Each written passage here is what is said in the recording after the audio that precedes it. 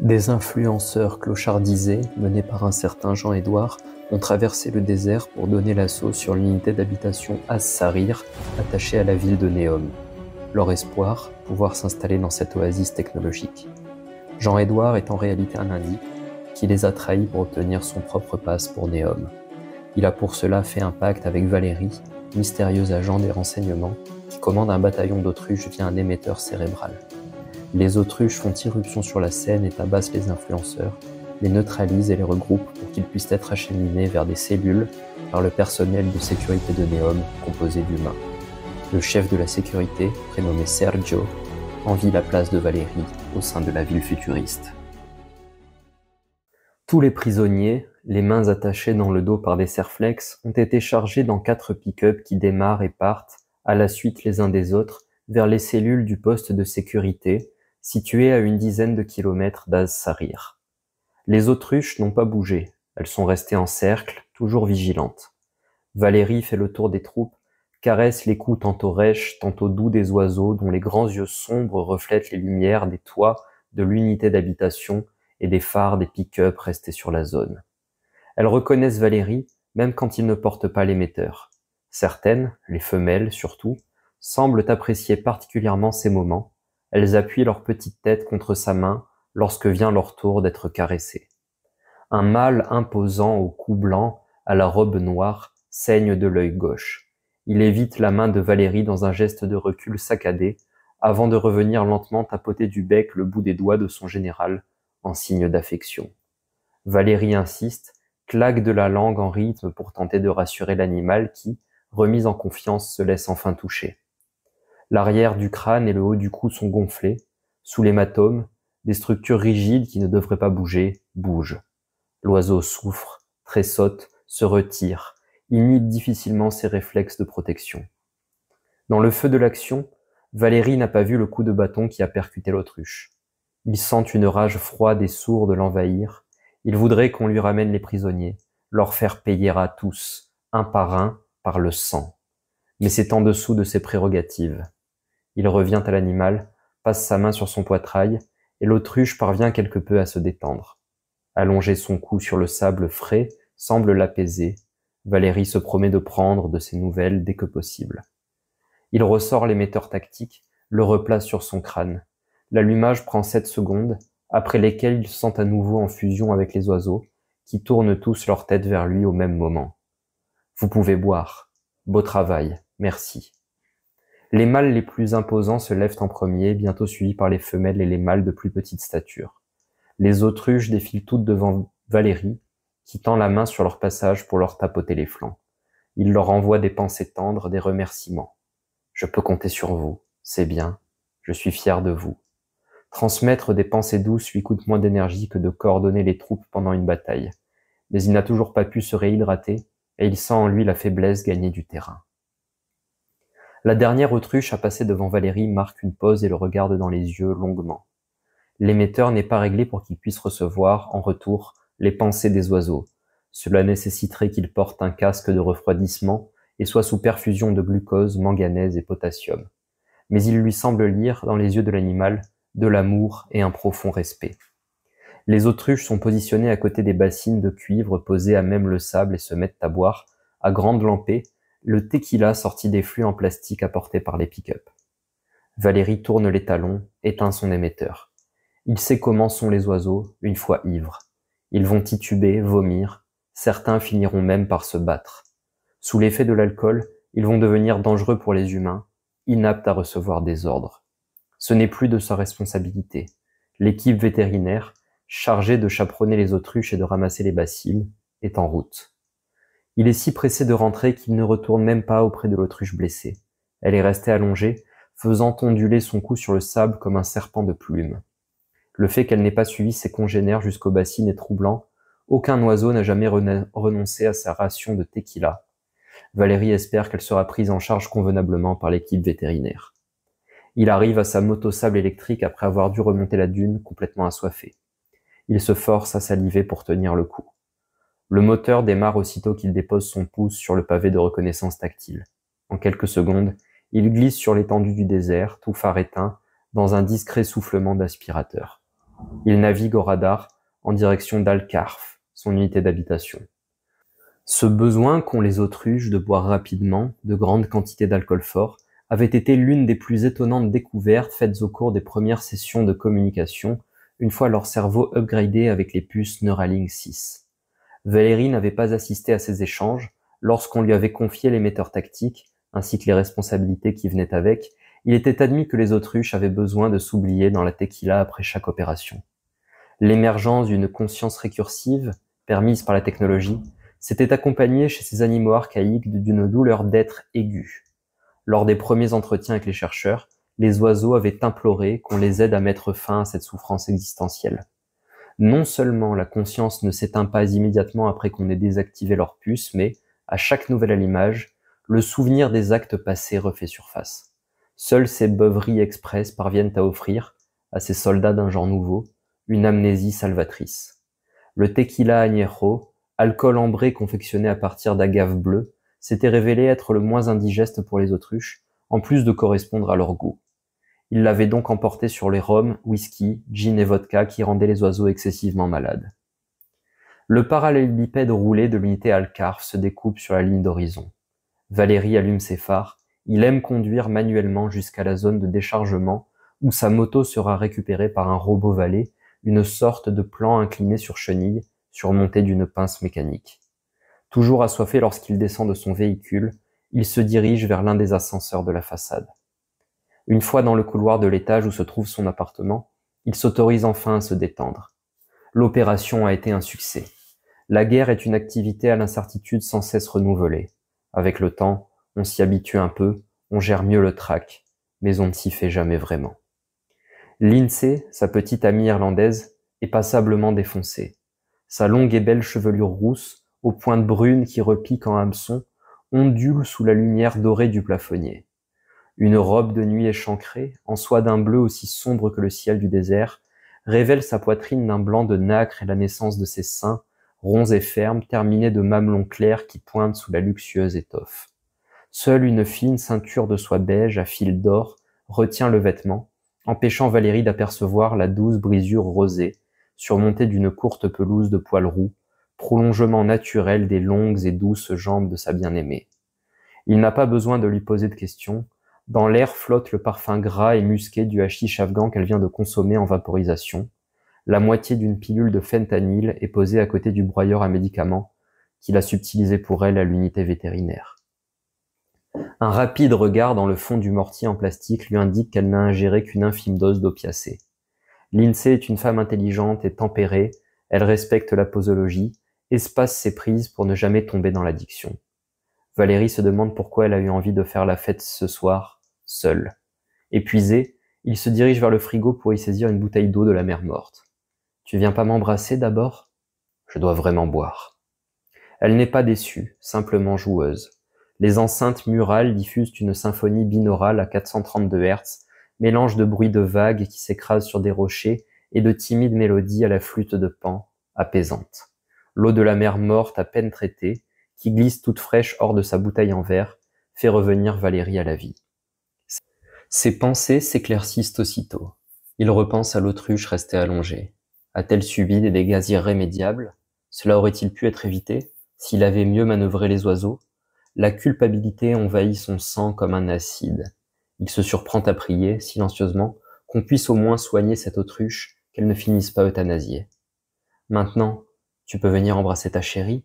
lance Lindsay, en faisant quelques pas vers lui à travers le grand salon. Il s'approche à son tour, contourne le canapé, mais s'arrête à plus d'1 mètre d'elle. « Je suis sale, j'ai transpiré. » Elle sourit et vient se coller à lui. « Je m'en fous, j'aime quand tu reviens du désert. » Et elle pose ses lèvres sur les siennes, le tire à elle, se presse contre lui. Il a la désagréable impression de salir la robe de nuit, ainsi que la peau laiteuse de sa compagne. Elle essaie de les faire tomber à la renverse sur le canapé d'un rapide croche-patte, mais il a vu venir la manœuvre, contracte les cuisses pour rester debout. Elle recule de quelques centimètres, le dévisage, les yeux rougis par la drogue et le désir. « Qu'est-ce qu'il y a? Tu veux pas me baiser? Il faut que je prenne une douche. » La vérité est que Valérie n'est pas d'humeur à contenter Lindsay. Pas maintenant. Son esprit est encore dans le désert, avec ses autruches. Il a l'impression d'avoir raté des détails importants. Il se demande même s'il a failli à sa mission, en dépit du succès apparent de l'opération. Mais la belle rousse n'a que faire de ces tracas. Elle le veut, et tout de suite. Ne va surtout pas te doucher, homme des sables. Fais-moi l'amour d'abord. L'esprit toujours ailleurs, il laisse sa compagne le déshabiller. Elle trempe le bout de son auriculaire dans la poutre d'opium synthétique et lui donne à suçoter. Il garde sa bouteille d'eau de mer à la main, boit une longue gorgée en regardant finalement Lindsay défaire la ceinture de sa robe de nuit qui tombe au sol comme un hologramme liquide. Elle commande un changement de lumière, opte pour du bleu sombre, un bleu proche de celui de sa robe en soie qui enveloppe leur corps nus. Dans la pénombre artificielle, il ne distingue plus que la silhouette pâle et gracieuse de Lindsay. Alors, elle s'allonge et il se positionne au-dessus d'elle, le corps exténué mais répondant encore aux commandes de son cerveau. Le dernier ordre, envoyé consciemment avant de se laisser aspirer par le tourbillon de volupté auquel sa compagne l'invite, est le suivant, doucement, au début. Mais avec Lindsay, le début ne dure jamais très longtemps. Nous avons des pyramides l'image d'édifices inhabités, usés par les vents secs du désert. Mais alors qu'il se tient au début du tiers le plus élevé d'une pyramide, Valérie distingue, en regardant vers le bas, des rangées de torches. Des passerelles de planches sombres, sortes d'échafaudages destinés à la circulation des administrés, sont installées tout autour de la pyramide fourmillante de vie. Nous sommes au plus haut d'une civilisation dont Valérie ne saurait dire si elle a existé il y a longtemps ou si elle doit encore advenir. Un prêtre à casque de cuivre en triple pointe approche, suivi de 2 belles vestales, puis d'une dizaine de jeunes eunuques en transe. Les eunuques sont castrés à 13 ans, sacrifiés par écartèlement à 26 ans. Telle est la loi. Valérie le sait, et bien que cela le révolte, il ne peut rien dire. Le prêtre vient pour lui, avec la charge de le juger. Tout le monde s'est tu, les torches continuent de brûler, mais leur crépitement a disparu dans la nuit. Le prêtre ne perd pas de temps avec le cérémonial. Il démarre dans une langue inconnue son discours, en pointant parfois Valérie de l'index. Dans ces moments, les vestales éclairées par des flammes vacillantes tombent au sol en lamentation et aussitôt, les eunuques se mettent à les caresser, à les enlacer, leur offrant un réconfort théâtral. Mais les jeunes femmes sont inconsolables. Valérie, lui, n'écoute déjà plus le discours du prêtre. Nul besoin. Il sera condamné, il le sait. Il étudie discrètement les échappatoires.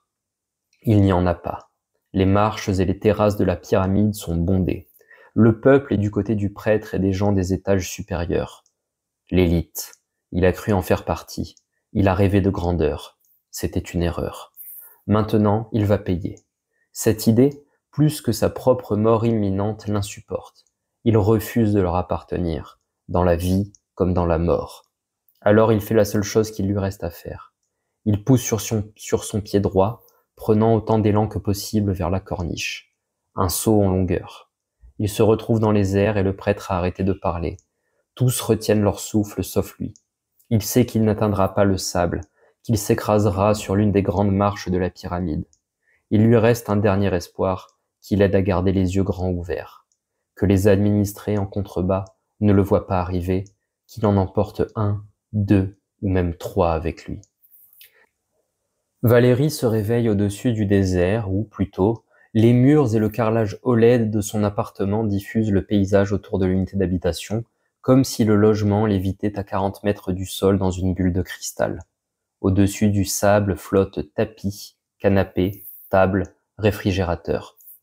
« Je préfère Hawaï », marmonne Lindsay, la tête à moitié enfouie dans son oreiller à thé de soie mauve, et aussitôt, l'appartement lui obéit et change de décor pour Maui, son eau turquoise, son sable blanc, sa végétation émeraude et ses roches volcaniques. « Tu penses que c'est la vraie météo de Hawaï ?» demande Valérie à voix haute, plus pour lui-même. « Reviens te coucher », répond Lindsay, sans s'attendre à ce que son ordre soit obéi. Valérie sort de la chambre et commande à l'habitation de diffuser des murs opaques dans le salon. Il recouvre sa nudité d'un boxeur qui traîne sur le canapé et exécute sa gymnastique matinale en se projetant mentalement dans sa journée. Il a rendez-vous avec Jorg, le responsable des systèmes de sécurité extérieure. Jorg est un homme austère qui fait des rapports directement au pouvoir de la ville. Il vit dans l'unité d'habitation Al-Makar, réservée au top management, un ancien ingénieur spécialisé dans les drones autonomes. Le fait qu'ils aient rendez-vous dans un restaurant de la ligne n'est pas anodin. Jorg ne laisse jamais rien au hasard. Il avait fixé ce rendez-vous bien avant l'opération de la veille, mais Valérie est persuadée que les deux événements sont liés. Lindsay arrive dans le salon alors qu'il est en train de terminer sa série de fentes cosaques, le dernier exercice de sa routine.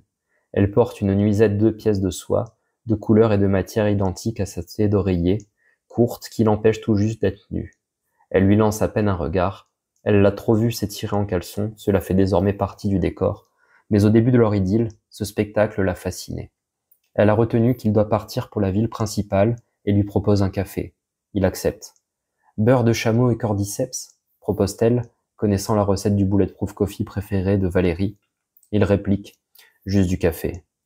Après une douche rapide, il s'habille d'une chemise de lin bleu clair sous un costume, lui aussi en lin beige. Une paire de tennis Gucci clair vient parfaire sa tenue, chic mais décontractée. C'est la règle, implicite mais incontournable, à Neom, être chic et décontracté. Jorg sera sûrement plus décontracté que chic, comme à son habitude, mais personne n'en veut au cerveau chromé de manquer d'élégance, du moment qu'ils accomplissent correctement leur travail d'abstraction. Poussé par une intuition silencieuse, il glisse un crayon à mine modulable, ainsi qu'un fin bloc-notes décoré du logo de Neom, dans la poche intérieure de sa veste. On peut toujours noter des choses intéressantes sur papier, et s'il y a besoin de le détruire rapidement et efficacement, il suffit d'en mâcher les feuilles sur lesquelles sont écrites les informations sensibles. La veille, avant qu'ils sombrent tous deux dans le sommeil, Lindsay lui a demandé de lui raconter l'opération. Elle aime faire cela, aborder les sujets importants lorsqu'il est dans un demi-coma, qu'il n'a plus la ressource pour choisir ses mots. Elle extrait l'information, non par la torture, mais par la douceur.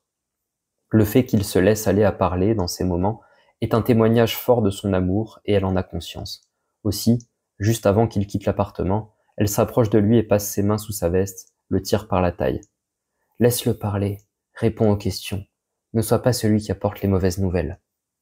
Ça se voit que tu connais pas Jorg. Il sait déjà tout. Il veut juste voir quelle tête je fais quand je donne mon rapport. Repérer s'il y a des incohérences. Alors, fais ce que tu sais faire le mieux. Qu'est-ce que je fais le mieux? Parler peu, répond-elle avec gravité. Elle dépose un rapide baiser claquant sur les lèvres de Valérie qui ressort de l'appartement en souriant. Il sait pertinemment que Lindsay l'affaiblit, qu'elle émousse ses sens et sa volonté. Mais par sa présence, elle lui enseigne à apprécier la vie. Sans Lindsay, il serait moins prudent en opération. Afin de garder son costume propre et ses aisselles sèches, il commande une Jeep à chenilles en bas de son unité d'habitation.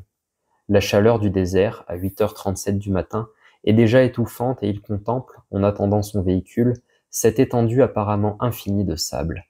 Il y a dans le désert d'Arabie une énergie étrange et incontrôlable qui pousse les bêtes à courir plus vite, les hommes à rêver plus grand. La Jeep arrive à lui en moins de 2 minutes, le sortant de sa méditation. Dans l'habitacle, la climatisation tourne déjà à plein régime. Dans les communications destinées à l'extérieur, Neom se présente comme le phare écologique du monde, mais les restrictions énergétiques ne la concernent pas directement. Il se laisse conduire vers la ligne, la ville principale longue de 170 km, la Jeep en pilote automatique. Cette dernière atteint rapidement les 90 km/h, mais comme elle est plus haute qu'un 4x4 à roues, il a l'impression de faire du surplace. En moins de 10 minutes, il aperçoit la ligne, l'immense pavé scintillant, comme une brique d'aluminium lisse émaillée de lignes sombres déposées sur le sable. Il est en avance, mais il préfère repérer les lieux. Aussi a-t-il commandé à la Jeep de le déposer à l'entrée la plus proche de lui, et non à celle où il a rendez-vous. Il saisit son gobelet en carton, dans lequel Lindsay a versé le café, et descend. Ils sont 3 dans le train à grande vitesse aérocomprimé qui doit l'amener à sa destination.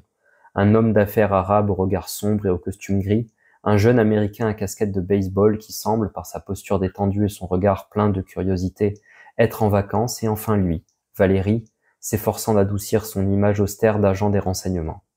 Il a beau faire tous les efforts possibles pour se fondre dans la masse, rien n'y fait, le professionnalisme a figé les traits de son visage.